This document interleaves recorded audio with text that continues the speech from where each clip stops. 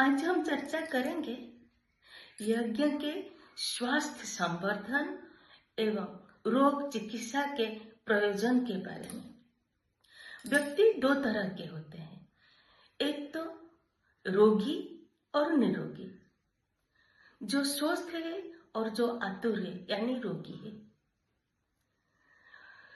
अगर हम world health organisation को देखेंगे, उसके हिसाब से हेल्थ का डेफिनेशन है, health is a state of complete physical, mental and social wellbeing and not just absence of any diseases or infirmity।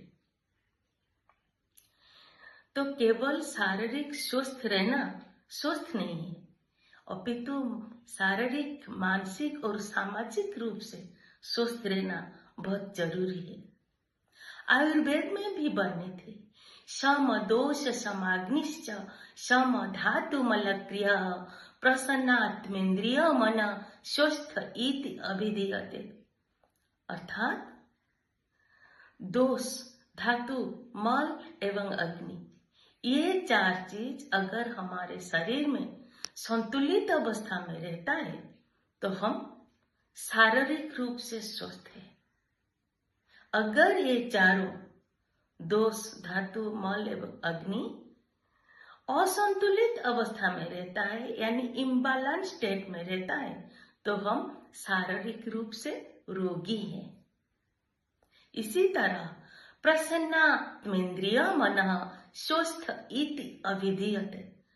अर्थात मन, आत्मा और इंद्रिय ये तीनों अगर हमारे शरीर में प्रसन्नता से रहते हैं तो हम मानसिक रूप से स्वस्थ हैं।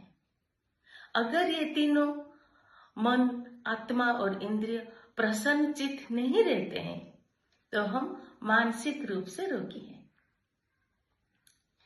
और पैथी क्या है? पैथी जो भी हो, नेचुरोपैथ, आयुर्वेद, होम्योपैथ, एलोपैथ, यज्ञोपैथ, जो भी हो, चिकित्सा का सिद्धांत एक है, स्वास्थ्य का संवर्धन और रोगों का निराकरण। चिकित्सा का मतलब क्या है? इलाज। रोगी को रोग मुक्त करने के लिए हमें जो कुछ भी उपचार का आवश्यक है उसे हम चिकित्सा कहते हैं। इसी तरह यज्ञ चिकित्सा क्या है? यज्ञ के माध्यम से स्वास्थ्य को संवर्धन करना और रोगों का निराकरण करना यज्ञ चिकित्सा है। यज्ञ चिकित्सा एक समग्र चिकित्सा पद्धति है, एक दैवीय चिकित्सा पद्धति है। यज्ञ चिकित्सा एक वैज्ञानिक चिकित्सा पद्धति भी है। यज्ञ चिकित्सा में अलग अलग रोगों में अलग अलग औषधियों का हर्ब द्रव के रूप में उपयोग किया जाता है। अलग अलग रोगों के लिए अलग अलग संविधाओं का व्यवस्था है। आयुर्वेद में वर्णन है कि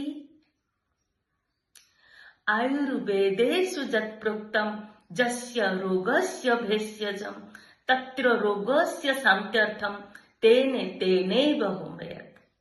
अर्थात जिन जिन रोगों के लिए जिन जिन औषधियां या वनस्पतियां का वर्णन आयुर्वेद में है, उन उन रोगों के लिए उन उन औषधियां या वनस्पतियों को लेकर हम हर्बी द्रव्य बनाते हैं और उस हर्बी द्रव्य में उस निर्दिष्ट संविधा में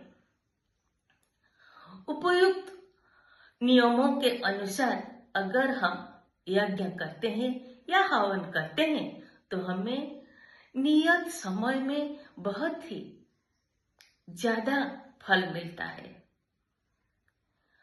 और यज्ञ चिकित्सा के द्वारा हमें सभी प्रकार के रोगों का उपचार भी कर सकते हैं।